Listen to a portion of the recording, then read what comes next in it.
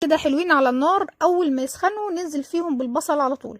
طبعا البصل ده يا جماعه بصل انا عارفاه كويس قوي وعارفه نوعيته، يعني بصل ما بيشربش زيت وبيطلع مقرمش وحلو قوي قوي زي اللي بتاكلوه بتاع المطاعم.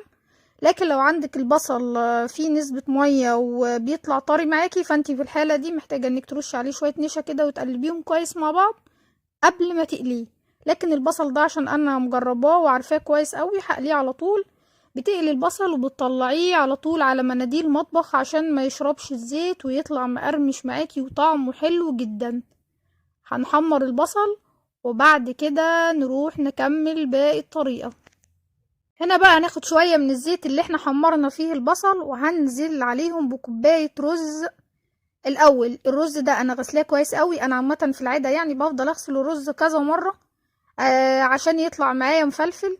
وبعد كده انا بقلب الرز الاول على النار بشوحه في الزيت، ومعايا كمان نص كوبايه من العدس الاصفر اللي احنا بنقول عليه كشري، كشري اسكندراني، كشري بالعدس الاصفر، سموه بالطريقه اللي تعجبكم. بس عشان يطلع معاكي مفلفل وجميل انا بنزل بالرز الاول في الزيت لحد لما الرز يتغلف كده بالزيت، وبعد كده بنزل عليه بالعدس. كوبايه رز ونص كوبايه عدس. في ناس بتحب تحط كوبايه وكوبايه، لكن انا بفضل كوبايه رز ونص كوبايه عدس، بيطلع معايا مفلفل وطعمه في منتهى الجمال. طبعا بديهم تقليبه كويسه. في ناس بتحب يعني على طول تفضي عليهم ميه مغليه، بس انا ما بحبش الطريقه دي يا جماعه. زي ما قلت لكم بحب اشوح الرز الاول عشان يطلع معايا مفلفل وطعمه حلو.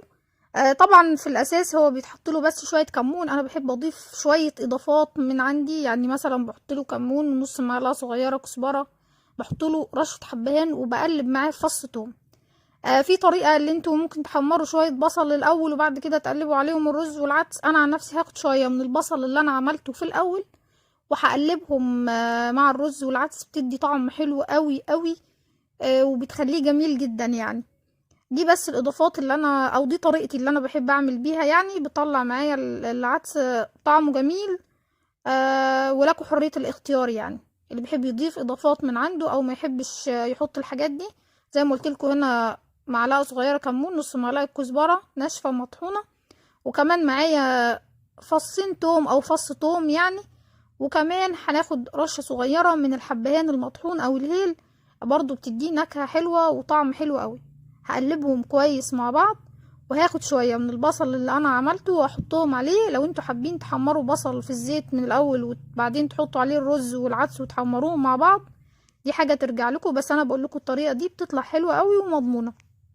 هنزل عليه بقى بالمية المغلية والملح. الرز نفس مقدار المية اللي انت متعودة تحطيه للرز هو نفس مقدار المية وما بيتغيرش.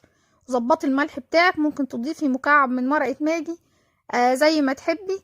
انا بس هكتفي بالتوابل اللي انا حطيتها فيه ومية مغلية والملح، وهغطيه. واول ما يتشرب الرز معايا هوطي عليه على نار هادية وهنروح عشان نكمل باقي الطريقة. هنا بقى اخدت شوية زيت كمان برضو من الزيت اللي كان معايا بتاع البصل، فصين توم كده مفرومين ناعم، وهنزل عليهم بقى بالطماطم عشان نعمل صوص الطماطم. وبرضو هحط نفس التوابل وملح، وممكن تضيفي نص معلقة صغيرة من السكر عشان تعادل الحموضة بتاعة الطماطم اللي معاكي. وكده هتعملي احلى صلصة للكشري، طعمها جميل جدا. ممكن تقدمي مع الكشري ده طماطم مخللة او بتنجان مخلل.